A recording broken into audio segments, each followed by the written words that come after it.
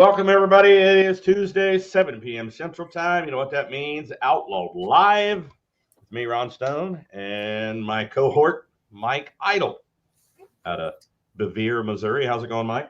Going great, Ron. Good to see you again. We're halfway through January, and we're just another week closer to outdoor pulling. How hard to believe. I knew it was going to go fast from New Year's on. I mean, we're 2 weeks into the month, and yet we're 3 weeks away from pulling in Satsuma, Florida. Of course, Outlaws are invading the Sunshine State. Looking forward to this trip to Florida. You know, the cold weather and the snow and all. It might be a nice little break.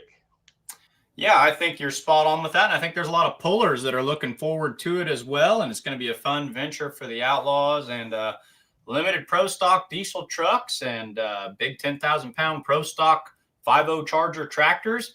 Head on down. The more I hear about it, the more they guarantee that that's a heck of a track and it's going to be a great setup. That's what I've been told. It's the best track in Florida is what I've been told. Actually, it's a dirt guy that's putting the pull on, Mark Kelsey. Just add dirt. Mark Kelsey, of course, is a dirt man. He's an excavator, so you should know a thing or two about dirt. He's been around pulling. He has a light super stock that he pulls, and he assures me it is the best track in Florida. So we're going to find out here in 3 weeks. The surface, I guess, the surface is imported. He went up to Georgia, and he did, like I say, he's a dirt guy, and he went and looked at what it needed. Went up to Georgia and got some of that clay, and yeah, they swear up and down it's good pulling surface. So if you have a 5.0 pro stock or a 3.0 truck, Ron just said it, take a break from this cold and go pulling in Satsuma, Florida. Of course, a lot of pullers took a break from the cold and went indoors over the weekend. Cloverdale, very true. Indiana there had a pull over the weekend. Looked like they had a pretty good crowd there on Saturday night. Some outlaw pullers made the trek over there. I seen where Mike Hargens took second place. Mike Hargens had a nice weekend. I think Jason Wayman had a top 3 finish. So representing us west of the river folks very nicely. Case Conover checking in already early tonight, watching from Lytle, Texas. As usual, Case, one of our super fans down there in the Lone Star State. Thanks for watching, Case. And I had a lot of super fans coming on the show here lately. Mike had a really good show last week. We had Tyler Buckman on. Yep. I made a mistake last week. My memory failed me. I said we were going to have a young man pulls in a limited pro stock class, Lane Paulson, on, and Lane reminded me today that I messaged him and said, "Hey, you good to go?" Because he forgot about last week.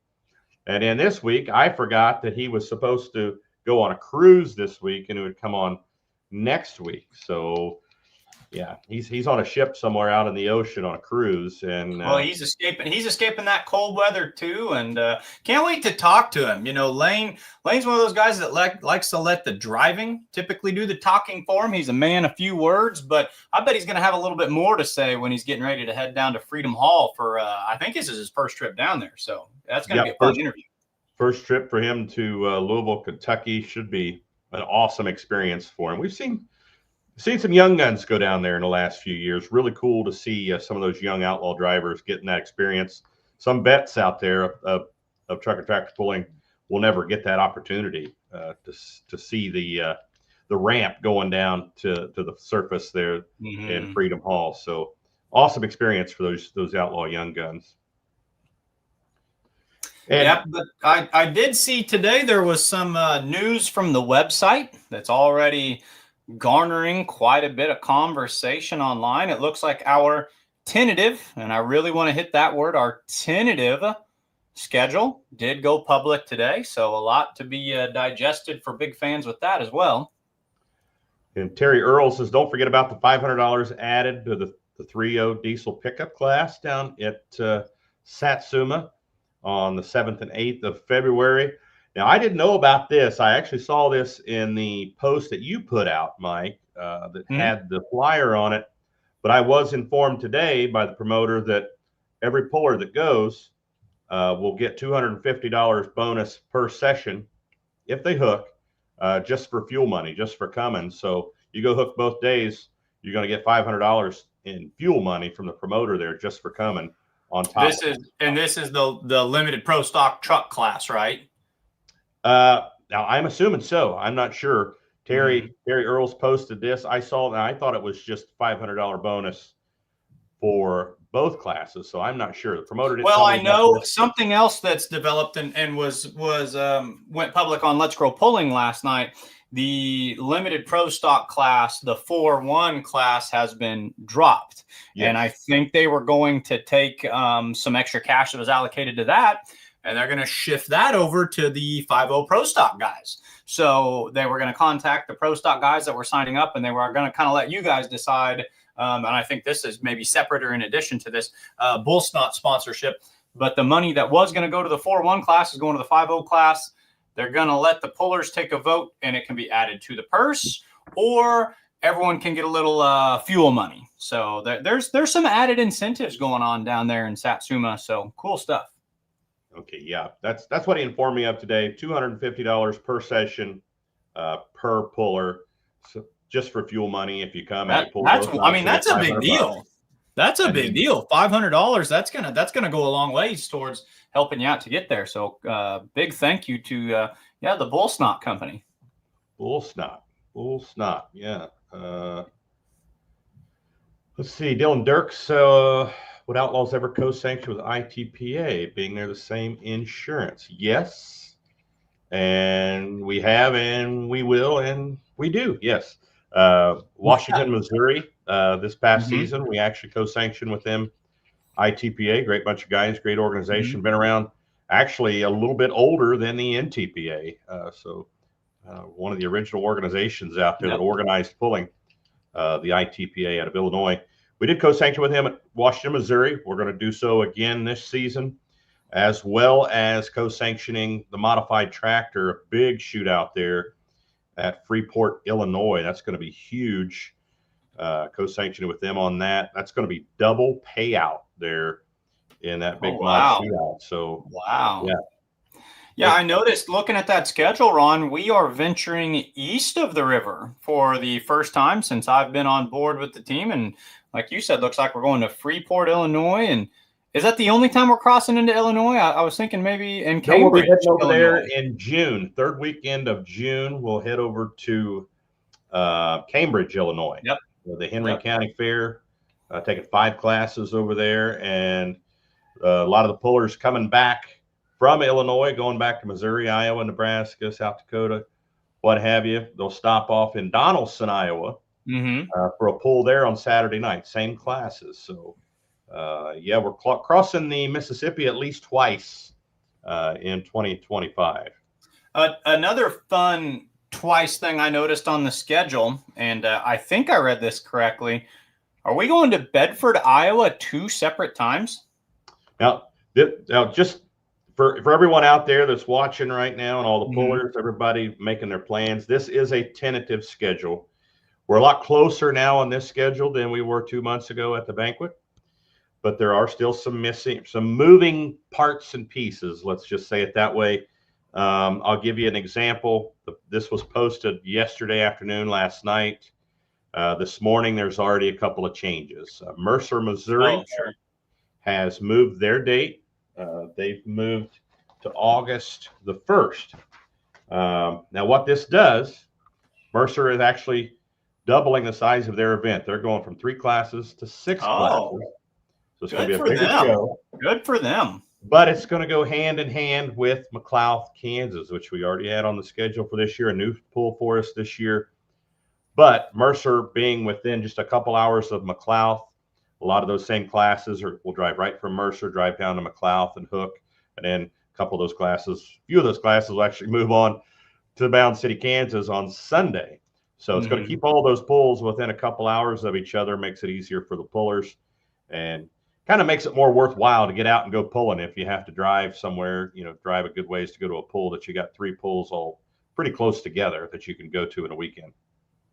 Yeah, I noticed that we don't have, we definitely have 2-day shows or 3-day shows, but we also have several kind of road trips where you're going to have 3 or 4 hooks, 2, 3, 4 hooks within an hour and a half drive each day. So, that does work out well. And if you can schedule it that way, Ron, for the pullers, that's going to emulate that and work perfectly for everyone. And that's always the goal, Mike, is Yep. to make it easier on the pullers going from pull to pull in a weekend. Some of these pullers, drive 12 plus hours, to get to these events, and it kind of stinks for them to have to load back up that night and take off and have to drive all night to go to the next pull. Now, in saying that, we put a little bit of pressure on those mod tractors for the Freeport pull, that they literally have to load up and head for Sac City, Iowa, for the next night.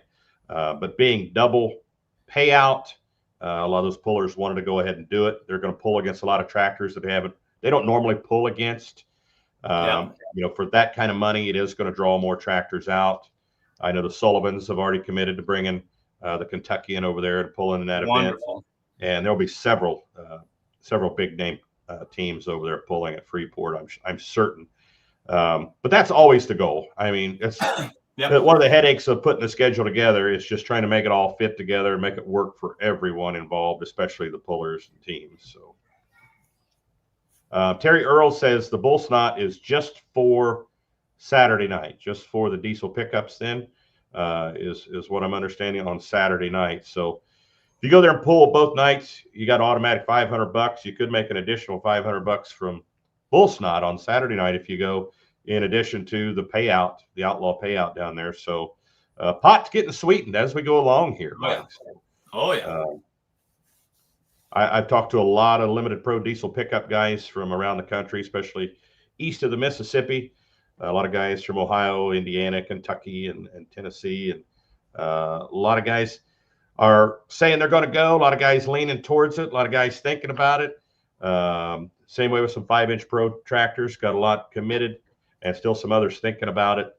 And it looks like the pot's getting sweetened. Every time we bring it up here, we get a little more money in there. So it's pretty cool. Yep. Pretty cool. Andrew Sprock looking forward to McLouth, Kansas this year. Absolutely. Mm-hmm. We are too. McLouth, a legendary venue there, McLouth. There's been a lot of different organizations pull in there. I've pulled at McLouth myself. Ran a sled at McLouth there for antique pulls when I was running a sled. That venue been around for a long time, and the fans know about it. And they come out in droves for that event. So very big venue, very big pull. Is that the threshing bee? I've heard of that, the McLouth threshing bee. Is it all in? I've heard of that. You know what? I go to some old threshing shows here and there, and that's something that's been popped up in some of the circles I run with. So the threshing bee out there. The threshing bee grounds there for sure. They're in little McLouth, Kansas. Not too far outside of the Kansas City area. Not too far outside the loop, honestly. Probably. You went from McLouth to downtown, it'd probably take you 45 minutes, maybe. So a close pull for you. Yeah, close to the Kansas City area. I've announced at McLouth before for Missouri State. Tractor pullers announced there for PPL one time. It was very close to where I was living at the time, to be honest with you. It was within about 30 minutes. So, very convenient for me. Dylan Dirks. The co-sanctioning four-wheel drives at Washington this year. We don't have complete confirmation on that yet, but that is the goal, to get that contract signed, that we have the four-wheel drives in there and co-sanctioned with ITPA there at the Town and Country Fair in Washington. I second Andrew Sprock. Love seeing a big outlaw. Bullock coming to Kansas. Ben Beller, of course, out of Howard, Kansas, one of our super fans that tunes in every Tuesday night. And the schedule, I didn't put that in the description for the show tonight. I should have.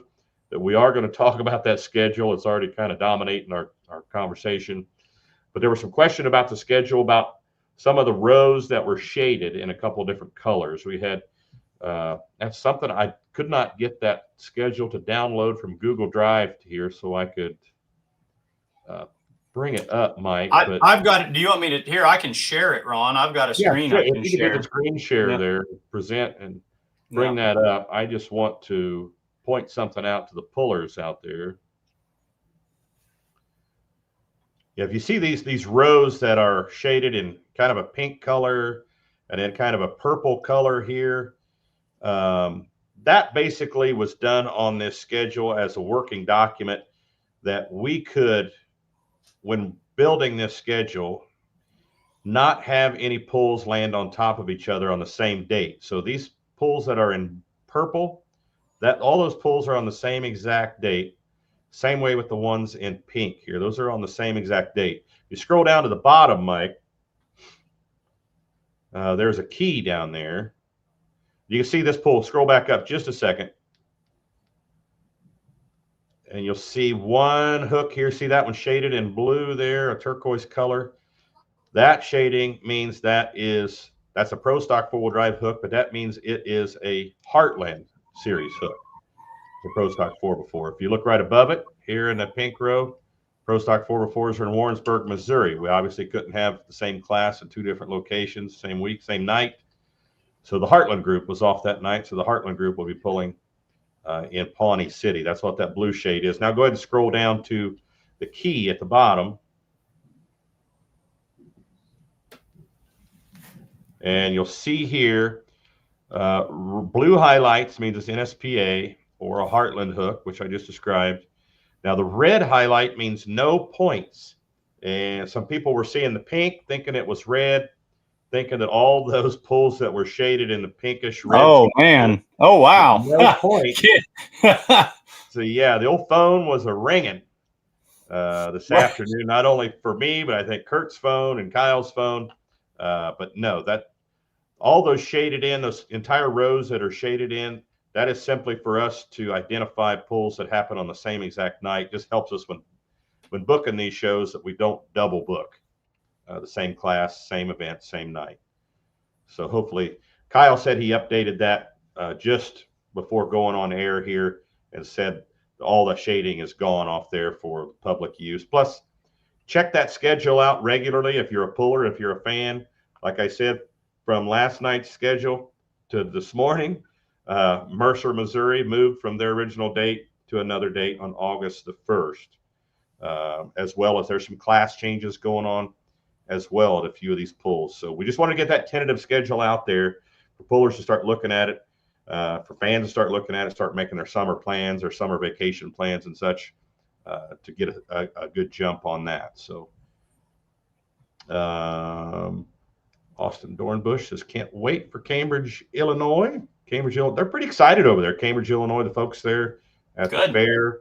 I guess they used to have a pool there, Mike, and they went to having concerts, and they weren't real happy with their music entertainment. So they decided, hey, let's bring back a good old truck and tractor pool. So that's what they're doing. We're excited.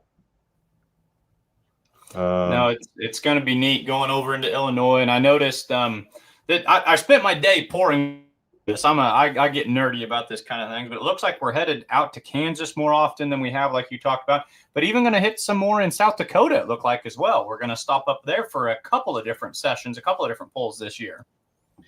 Yes. Yep. We just booked the South Dakota State Fair in Huron, South Dakota. Again, it'll be our first time back there physically from pulling there since 2019. 2020, we were booked there, but it got rained out. Of course, 2020 was COVID season. Wasn't the greatest of times, but we did get a rain out there. And they went a different direction for, 4 or 5 years and decided, I send them a proposal every year, and they decided this year was the time to bring the Outlaws back. So they're excited up there. We may be going to South Dakota at least one more time, too. It's not on the schedule, but I am in talks with the folks on a drag strip there in Sturgis, South Dakota. So that's just cool. That's just cool. Now, Outlaws have been in Sturgis before, I've been told. I've heard stories of this. Yes, the Outlaws have been in Sturgis. This was before my time with the Outlaws. I heard a lot of good things. I've heard a lot of wild stories about Sturgis when the Outlaws were there. So this would be at the drag strip. The drag strip has a new owner there, and he's actually looking to have 2 events. And I think maybe if they go with the first event, that may be with the NSPA Heartland group. And then the one during the rally, the motorcycle rally, will be with the Outlaw National group up there. So in talks about that right now. Proposal's been made, and you never know, that might get added to the schedule. So I know a few people out there probably pretty excited about that. Some of the people that are always telling me we need to get back into Sturgis. We need to get back into Sturgis. Well, this might be the year. This might be it. What's this? There might be a guy dressed up as Evel Knievel shooting out T-shirts with a potato gun in McLeod. Is he going to be riding a? He's going to be riding a Harley Davidson, a white Harley Davidson with Stars and Stripes on it. The old 76 Sportster or whatever it was. Interesting. Can't wait for Cambridge. Case Conover. Looking forward to Lindsay, Texas. Yep. Another new nice addition to the schedule this year. Yeah, that one kind of fit in pretty nicely with, we hated to see White Right go. This year would have been the 50th anniversary for the White Right Truck and Tractor Pull. Unfortunately, the new owners not interested in having a tractor pull there anymore, and decided they wanted to make it an RV park. So, yeah, unfortunately, that historical pool is so that's nothing to do, and I didn't want to put my foot in my mouth, but that's nothing to do with negotiations or anything. That's just there's new owners and there's no longer a tractor pull. Kind of a open and shut case is what that sounds like. Well, the promoters down there, the Millers, had that, their pullers in the 2-wheel drive class. Yep. They own that property, sold it several years ago with the agreement. I think the agreement was for 5 years to continue to pull on that location. And I think they were actually were paying the owner. And the owner this year raised the price, and it was not attainable to do it. Sure. So we were looking at options of going somewhere else close. Then it just came about that Lindsay was going to be the weekend before, and it just made sense to put Lindsay on that date now because it's close enough. That if you're in Dallas and you went to White Ride, if you're in Dallas and you went to Lindsay, it'd probably be about the same distance for you to travel, honestly. One is west of the highway and the other is east of the highway, 35, going down there. So I've been to Lindsay, nice little place, some shade trees there, nice little pit area, nice grandstands and such. So it'll be a big pool there. It'll be a good one. Good deal. Austin says, thinking Huron, South Dakota might be the new pool I try out this year. Awesome. That is going to be on Labor Day, Monday, Labor Day in September. So here's another guy to be excited about that one, Mark J. Ham. I bet he'll be at the South Dakota State Fair. I bet you.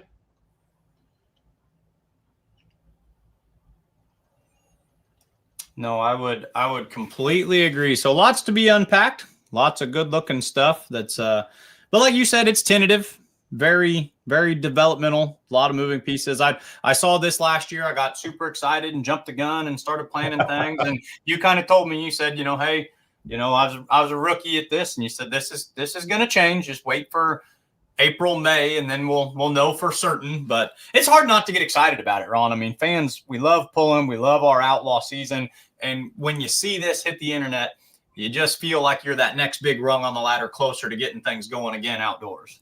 Well, the only problem with putting it out there too soon, and I always put it out there and say, hey, this is tentative. Make sure you realize it's tentative. Don't save this and keep it all summer long, because every once in a while, and this happened a couple of years ago, a puller showed up at a pull where their class was not scheduled. That puller was kind of upset.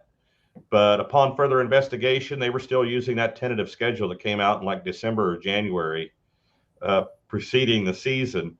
So that's why we put tentative real big at the top. And we always preface showing this schedule that it is tentative and things can change. It's just a teaser, just to whet your appetite for what I said, just to remind you that summer's coming. But the stars line up and are official. Now there is kind of a cutoff date, more or less. Is it by the end of April or 1st of May? That's when things kind of try to be sealed and sent, I think. Absolutely. And we put, like I said, we put this tentative schedule out there so people can start making plans, start, putting in for vacation time, things like that.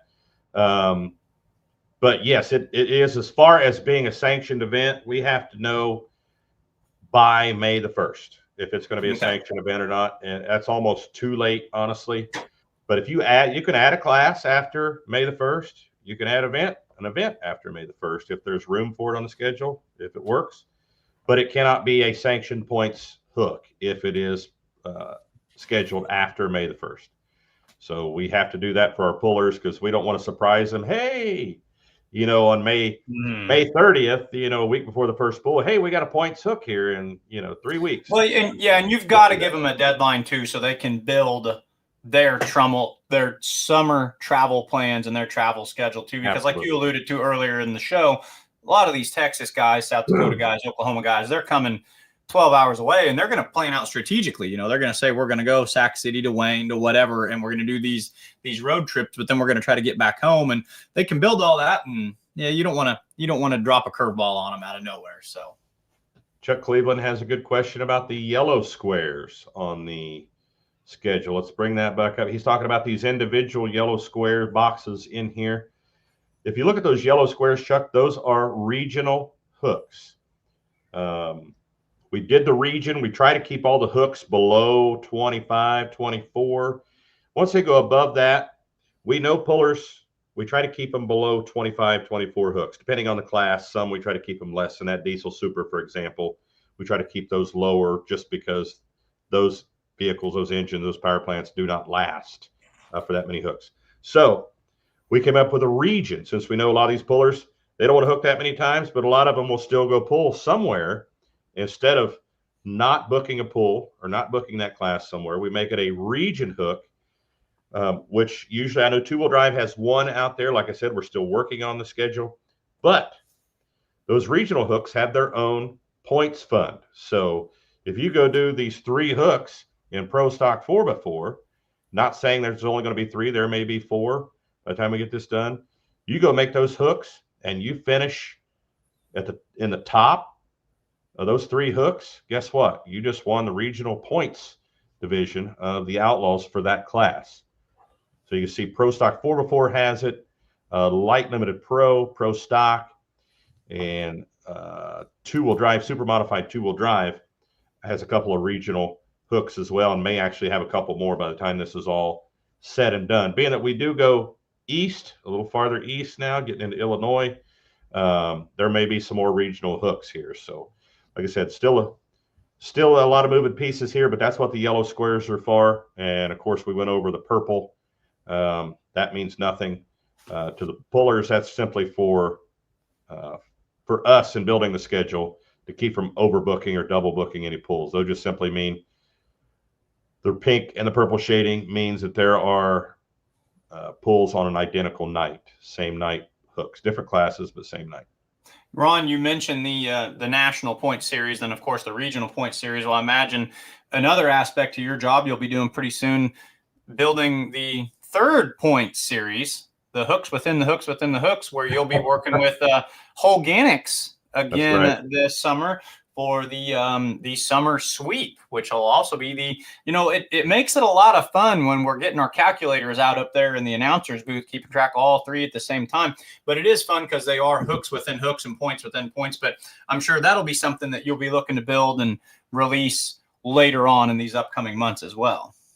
Yeah, and we're going to be getting on that pretty soon too. That summer sweep brought to you by Holganics Midwest, great sponsor. They've upped the ante this year for 2025, where they were giving, I know we were saying 5,000, actually that being 4,500 they gave out per class this past season. That amount is going up to 8,500 for 2025. Wow. So big jump.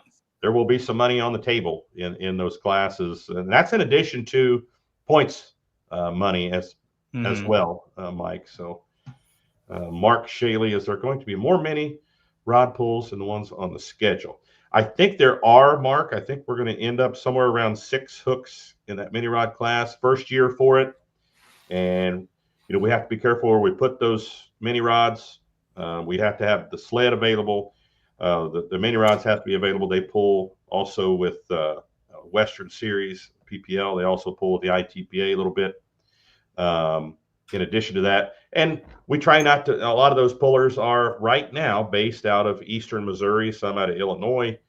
So we don't want to send them on a one-night hook out in Western Nebraska or Right. Western Kansas or something like that, for example. So we want to be careful and make sure we get all the minis we possibly can to an event. And just a lot of things that have to work all together to make it work. And plus, you got to have the promoters that want it. The promoter has to want the class. Some are willing to take a chance, some are not. So, but I am excited about the mini rod class. I'm excited about super stock diesel 4-wheel drive. I think within the next couple of years. Yeah, I see that comment. Ben Beller just came over here on the side. I see that. That was another thing that jumped out to me was the super stock diesel 4x4. And I imagine that has to do a little bit with we're seeing that class grow down in Texas a little bit. And we've got some pullers from Texas who kind of hook with us. And they've, there've been some purchases. I've seen some people down in Texas have bought some of those, but boy, that's a mean class. And I'm glad to see that we're going to, kind of test the waters with that one. Yeah. And like Austin is talking about the the Pro Stock semi trucks, some more of those being built. I'm being told and getting a lot of questions myself from pullers. I actually had a guy in Ohio asking a lot of questions about the class.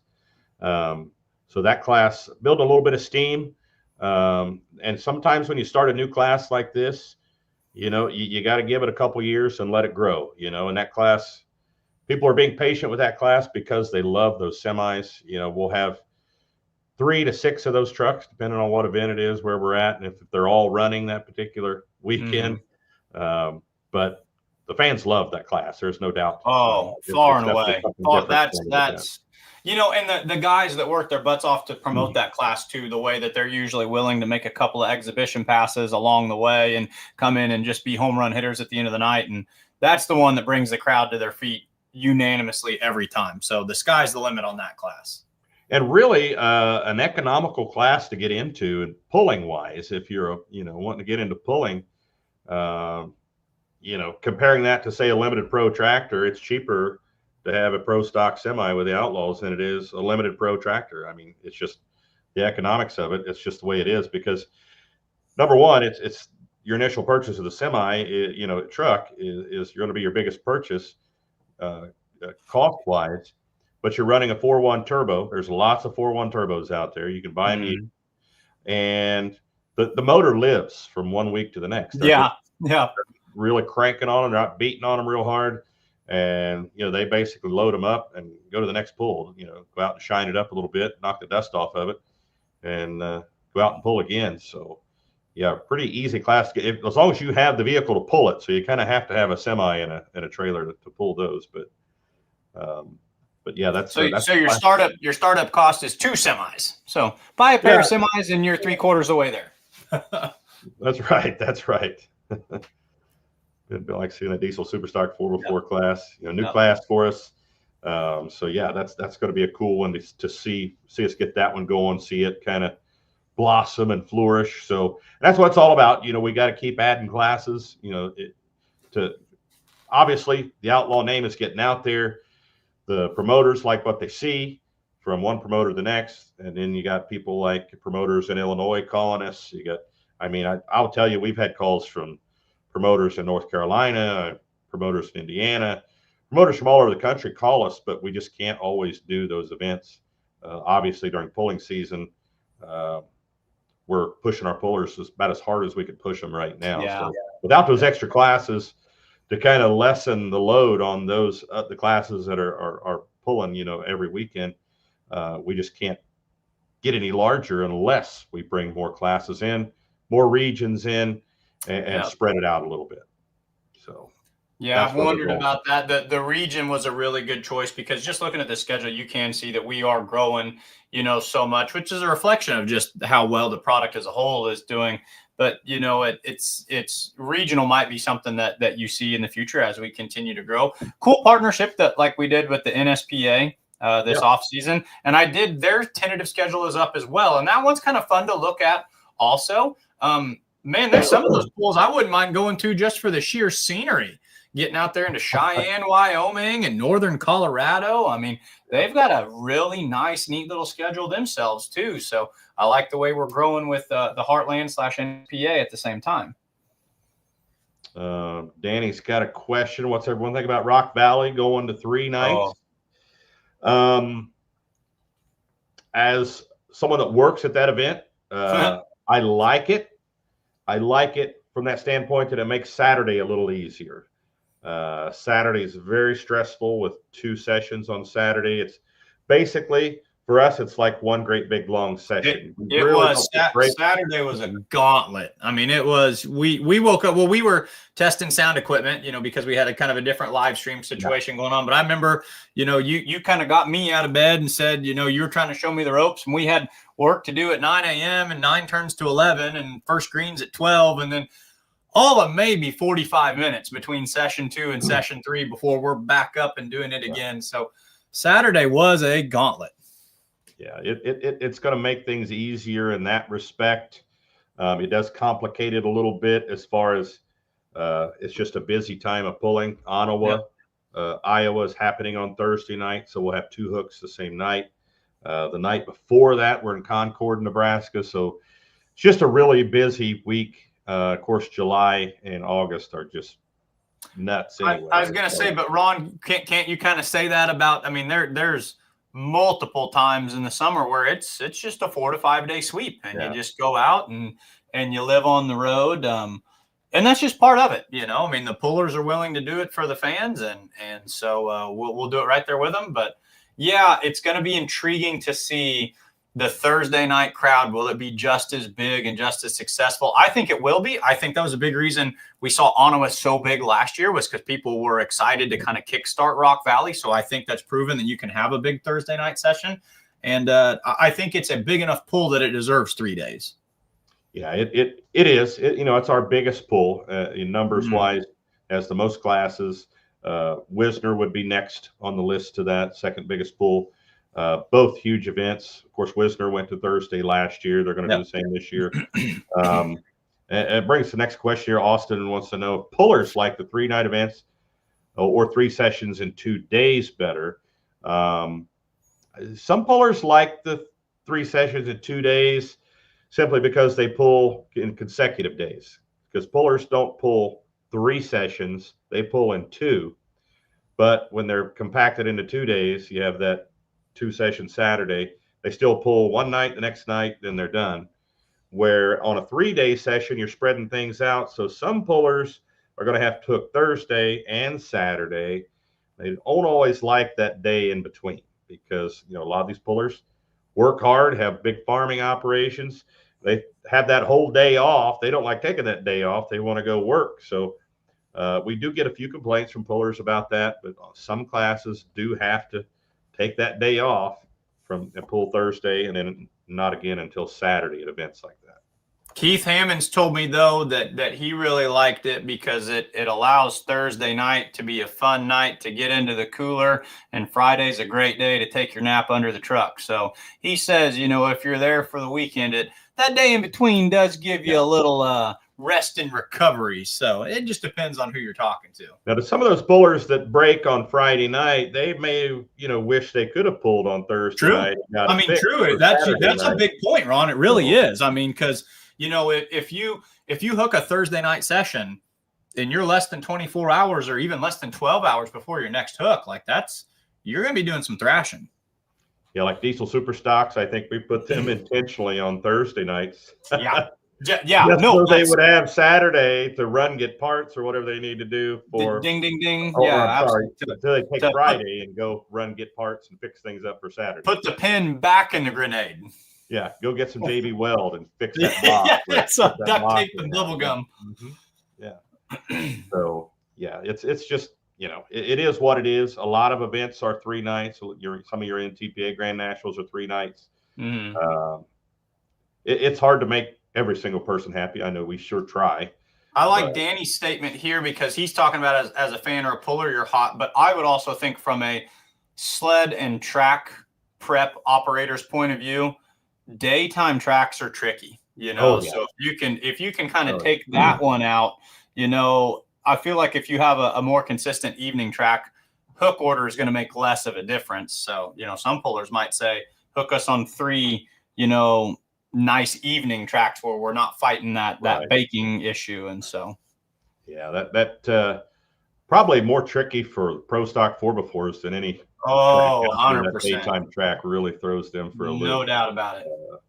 Not what they're used to. But Austin says, kind of surprised Wayne didn't make the jump to 2 nights. They still talk about it a little bit. It still may happen in the future. We'll see. I mean, they're pushing maximum numbers of classes in that one night, 13 classes one night. We generally try to keep our events no more than 6 classes per track, just for time constraints. But they are at 13 classes. We do make an exception here and there, but that's generally the rule of thumb: six classes per track in a session. So they may go to 2 nights next year. I don't know, but that'll sure make things more complicated for me scheduling, I'm sure. I'm sitting here looking at this schedule, Ron, time. and in theory, I say to myself, what a neat job to be able to, just manipulate that. And at first I thought, that sounds fun. The more I look at it, it's starting to look like a Rubik's Cube or a Tetris board. And it's becoming less and less. I'm glad you're the voice of the Outlaws, and I'm just kind of your sidekick here, because then you have to figure that stuff out. Yeah, it's not I've had worse jobs, Mike, but it's not the most fun part of it is trying to fit all those pieces together and make it work. So it is what it is, but I mean, we have a great schedule. We have a great bunch of pullers that we're trying to accommodate here. Russ Dostal says, I think there may be some surprises here. Care to embellish on that? That kind of is wide open, Russ. Mm-hmm. Not really fair. We want to know what you're talking about here. I will tell you that, speaking of Rock Valley, that I've been told by some little birdies that it's going to be the biggest modified class we've ever seen there, the biggest modified tractor class. I think we talked about this a little last week. We're going to get overrun by the state of California, mods from California. The Kentuckian is coming out from Kentucky, the Sullivans. So, and maybe some from Illinois as well. I'm hearing some pullers from Illinois may come over to Rock Valley. So, yeah, be prepared. Going to be a big modified track there. The 7,400 pound mods at the MLM Motorsports, head up by Brian Massetti, when they developed that class, or they started writing the rules or tweaking that class, I'm pretty sure that they've said they cut carbon copy and paste right out of the Outlaw rulebook. They wanted that class to be, with us being the, still a very long ways away, but the farthest west national level pulling series, they wanted their guys to have the option to just fit right in. So the MLM pullers and those California and West Coast pullers, they've always kind of wanted to try their hand at this. And I think it's going to be really neat to watch some of them stack up and just to see where we all go with that. And, it takes you back to the old days, Ron, when you saw pulling in California and you saw pulling in Florida, and we're getting ready to go back down to Florida. Do you feel like we're getting kind of a renaissance here? Is it feeling like the late 80s again a little bit? Boy, I wish, we can only hope that we could go back to the popularity of the sport in the 80s, the big boom that it had there. I remember seeing pictures of those crowds in Florida filling football stadiums down there. Yeah. Standing room only. And there is still a great market in Florida for pulling. I've seen it. I've been there.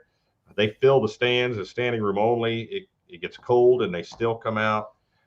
So there is a hunger for this type of sport, motorsports down in Florida.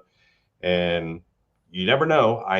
What we're kind of talking about is if this goes over well in Satsuma, which we're fully expecting it's going to be a great turnout, that there could be a winter series down there. You never know. Could be the Outlaw Southern Winter Series in 2026, so that's kind of what we're looking at for next year. If everything goes right, the way we think they're going, they're going. Back in the day, I was looking at, someone posted online. It was a poster of previous points champions way back in the day, 2001, 98, something like that.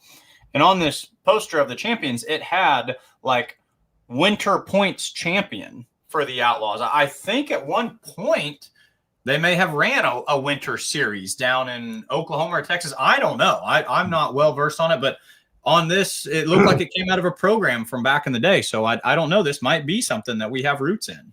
Yeah, that I do not know. I do not know. Jay says shake and bake Florida style. Heck yeah. Heck yeah. Could use some Florida sunshine, that's for sure. For people wanting a vacation in Florida, I tell you what, I looked into for our techs and staff going to Florida for this event. I looked into some Airbnbs down there on the ocean, and it was cheaper to stay at some of these Airbnbs than it was to get a hotel room in Satsuma. And I mean, some of these had one in particular I looked at had 8 people, had a pool table, had a dock, all kind of stuff, and it's like, geez, it's a no-brainer. Yep. It's a nice place. So for pullers even wanting to go down there you go. I mean, the Airbnbs, super reasonable down there. Jennifer Resner, Florida pulling vacation. Heck yes.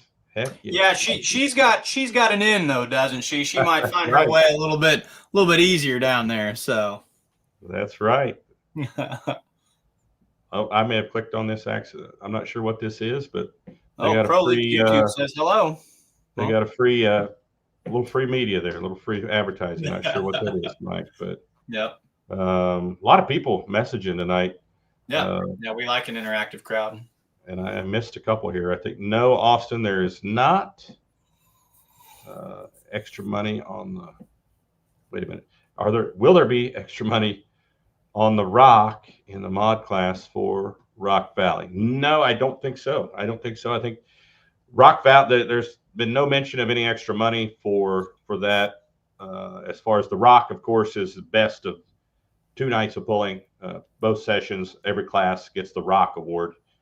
But no, there hasn't been any mention of any extra money. It's just Rock Valley and Wisner both have that reputation of being these awesome events on the Outlaw schedule, and pullers want to come experience it. You know, we've had some pretty big names come to Rock Valley and Wisner over the last few years. Destination pulls is what I call them. They are destination pulls for pullers and fans. You know, if you're someone who you typically hang out, you know, east of the river and you've never came out to an Outlaw pull, or you're from out west across the mountains, put these. If you're a big pulling fan, Rock Valley, Wisner, of course, we want you to come to all our pulls, but certainly these stand out as destination pulls. You need to get to them before your time in pulling as a fan is done.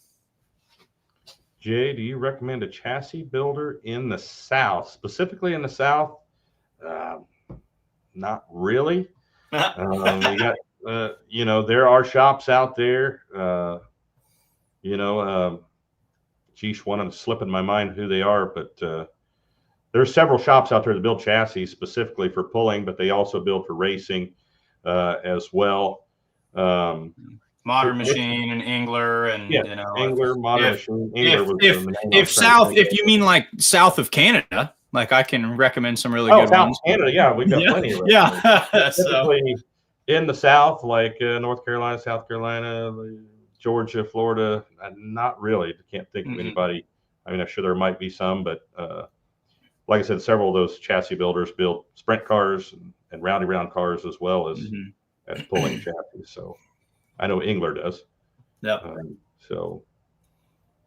Wow, we burned through 51 minutes just shooting the bull here, Mike. But nothing wrong with that. And we are loaded back again on When the Smoke Clears, and so we've got that one sitting in the barrel. Whenever you want to transition over to that, I know we kind of took a hiatus throughout the holidays. We are rocking and rolling on our featured social media driver biography. There you go, Mark Ulmer with the Ace chassis. Yep, there you go, Jay. Ace chassis, Mark Ulmer. He would know. If anyone would know, it would be Mark. So said he's looking to build a mini rod. Good deal. That'd be a fun ride. Mini rods would be fun. Yep. So, Mike, and we always get to the last year. I almost forgot you last week. That happens every once in a while. Well, last week I did. I had nothing loaded. We've been kind of, like I said, the team had been busy and coming back from the holidays. I work heavily with Beer Money Pulling Team. I'm much more the talking and words guy. I'm not the video builder guy, but of course, Kinsey and Chandler and our awesome friends at Beer Money Pulling Team, they put those videos together. They'd been working their tails off. So I reached out to them and they got us loaded again. But yeah, we've, Ron, you want to clear a little smoke? We can go ahead and do that before we get out of here. So tonight's driver, I owe an apology to. Here is why I'm not the schedule builder and everything like that. What'd you do now? Well, it's what I did way back then. So I actually started this project. Jason put me on this project way back in late April. And he said, we want to feature the Outlaw drivers. We want to make something, you know, what can you come up with? And we landed on this When the Smoke Clears project. And I started messaging pullers immediately. And I think Corey Schluter was one of the first ones we did. And Tyler Omer might have been one of the first ones we did. And I'm going through my list. And I pull up on Facebook and I said, well, I need to message Robert Davison. Now, you know, he's got the red iron tractor. Let's message him. I pull him up. I had messaged him in April. He replied immediately in April. It was sitting in my inbox. He had done his due diligence and it got lost, shuffled. So Robert, if you're out there watching, great job to you. Poor job to me. You should have been on our list a long time ago, but we're going to feature you tonight. When the smoke clears, you'll be looking at the red iron.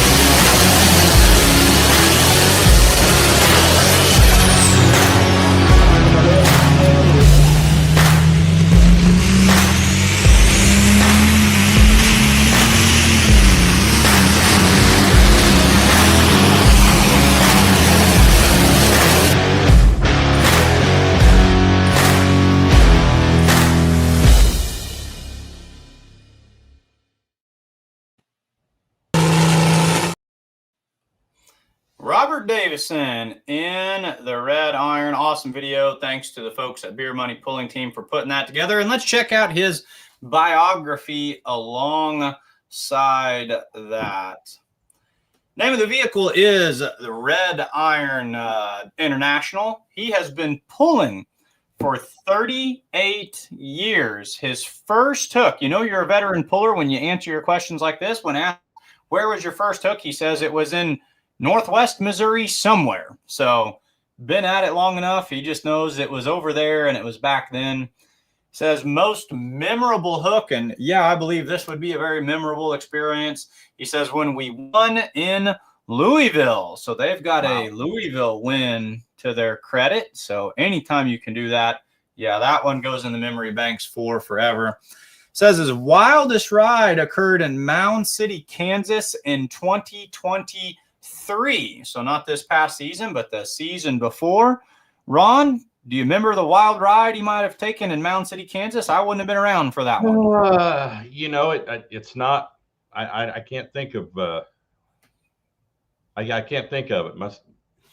So nothing. He didn't go up in the third row and do anything I crazy. remember that. Yeah. So, which it is might have just been a rough ride for him. It's not ringing a bell with me, but he says his points championships. He says they've won many with the Northwest Missouri, and he feels confident that he should have. He feels that if things had gone the way that he wanted them to, they would have grabbed a Super Farm championship in 2009 with the Outlaws. So he's kind of got that one there on his bucket list a little bit. When asked who his pulling hero is, he says his dad first and foremost, but also Rob Russell, Gerald Grimes, as well as Mark Omer. So Mark was watching this show here earlier. Kind of a who's who list right there when you look at Gerald Grimes and Rob Russell and Mark Omer. A lot of hard-hitting heavyweight pullers, been doing it for a long time. Yeah, the Grimes boys, we're hoping to see them back out this summer with their new 540. Now, is that they were the deer? They're over there out of Osborne, right? Gerald Grimes is from Western Missouri, and what's the name of that tractor? You would ask me that, wouldn't It's you? Deer Commander. Is it Deer Commander? No, I think it's that's Deer. not Deer Commander. Nope. Okay. They were the points champion 2 years ago, Hmm. Mike. So there you go. There's a question, a trivia question for fans out there. Name that tractor. Gerald Grimes John Deere 540 Light Pro. What is it? I got a hat, Mike. Somebody can get that. I'll give him this hat. Perfect. Ron Stone giving out merchandise. We can look it up, but it might be more yeah. fun just to have somebody figure out who it is. It's a John Deere 540 Light Pro, won the points in 2023. He says his best pulling advice is pull with the best and farm with the rest. He says that is a famous Rob Russell himself quote. So he's going to quote the old workhorse driver. Says his day-to-day job, he goes, I run the farm and it's family farm.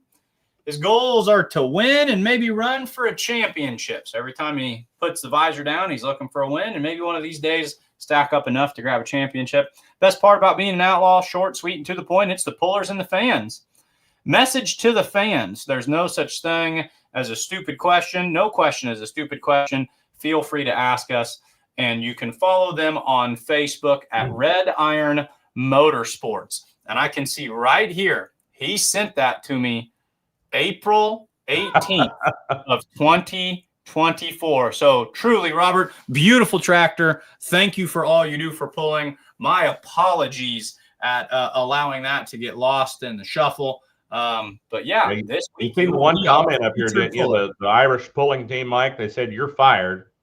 I'm fired. Yeah, they said you're fired. So yeah. Now, as far as the question goes for what was the Grimes John Deere called, got a couple of answers came in at the same exact time here, and Austin guessed it and Chris guessed it. So you guys, I'm going to send both of you a hat. How about that?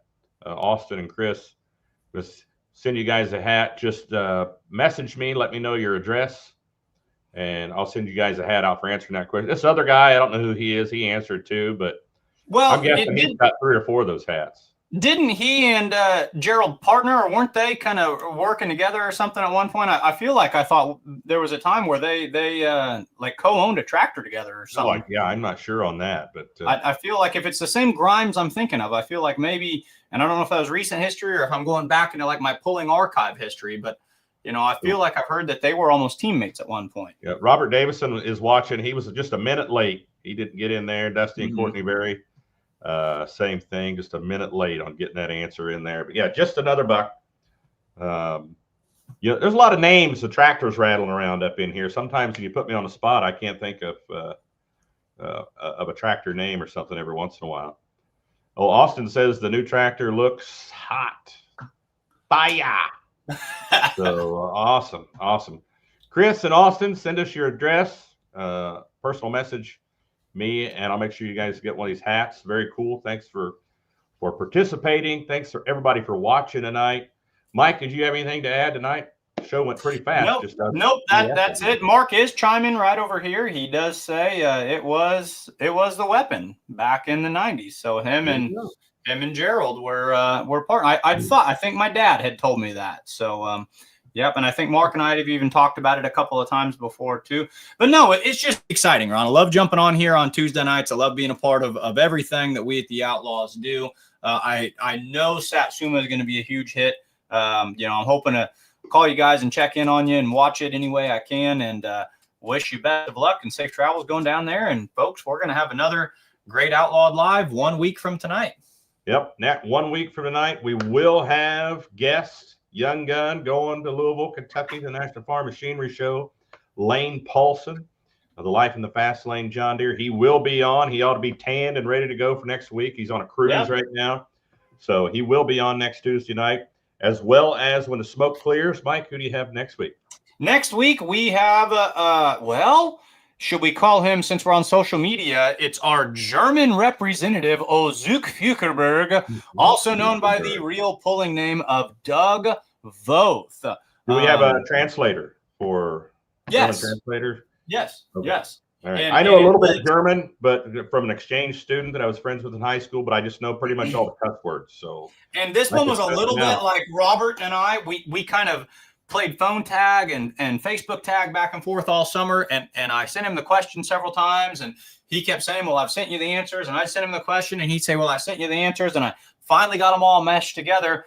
But fortunate for all of us, it was after the debut of the new tractor. So the highlight reel, the When the Smoke Clears and everything will be on the new version. Awesome. Still one of the meanest looking rides that we saw come out of the 2024 season. So yeah, we will see Doug Voth out of he's from Lindsay, Texas, isn't he? He is. He is. Yep. He's one of the promoters there behind the Lindsay pool. That's where he lives right there. So yeah, him and Cody Lee heading that pool up down there in June. But awesome. So action-packed show next week. Yep. I'm sure we'll have some changes on the schedule we'll want to discuss. And we're going to be talking about Louisville pullers, outlaw pullers going to Louisville again. And of course, Lane Paulson, our guest, and Zook Fukerberg, aka Doug Voth, on When the Smoke Clears. So, Mike, thank you, buddy. Thank you, everybody, for tuning in. All the super fans out there in Outlaw Nation. We'll see you next Tuesday at 7.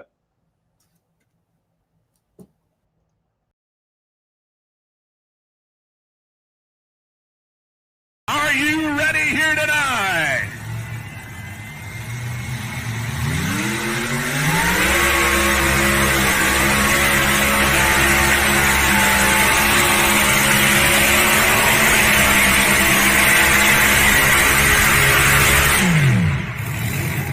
Wow.